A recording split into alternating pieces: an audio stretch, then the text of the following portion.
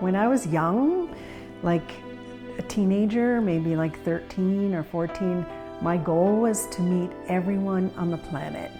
I mean, I wanted to meet people, I wanted to talk to them, I wanted to find out about their lives. And you know, as an adult, of course, I realized that's a crazy dream, but this is sort of the way I've interpreted that.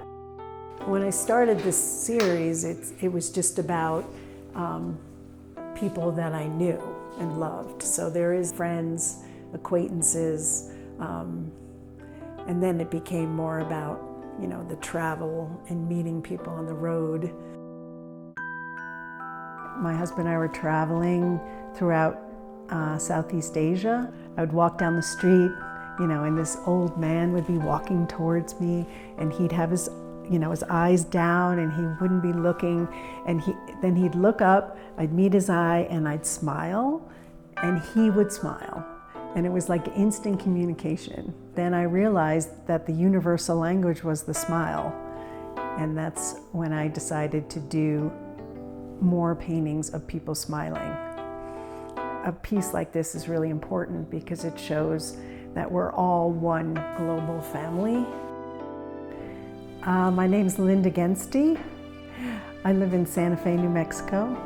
I chose to call this piece "Peace Begins with a Smile."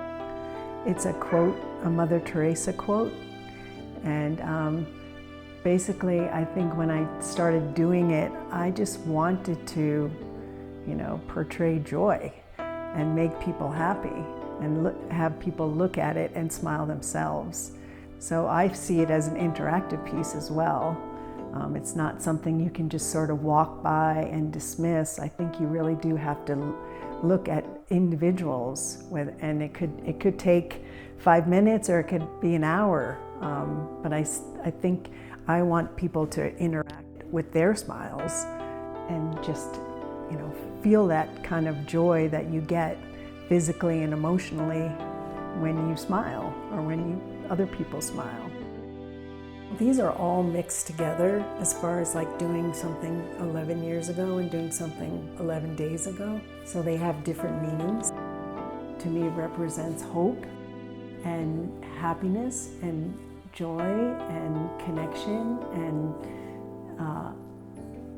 positive emotion. Each one of these, you know, faces is touching the other face to make one big community.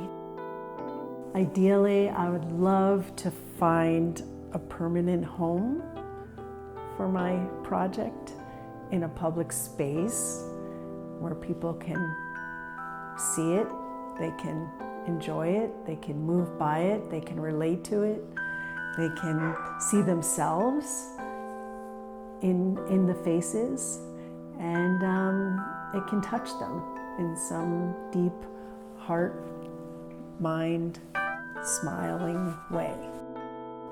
So yeah, I see it as a public art piece that's now looking for a home. Like a waiting room or an airport, a courthouse, the United Nations. That's my goal. In the United Nations. Yeah. Yeah. I did try to represent everyone from a baby to, you know, the oldest person I could find. So many people are wearing masks and their smiles are covered and hidden. And I think that's why this piece is important. This is a huge part of me, but it's also something that could be relatable to everyone. I think it's just so important to remind people what connects us, not what divides us.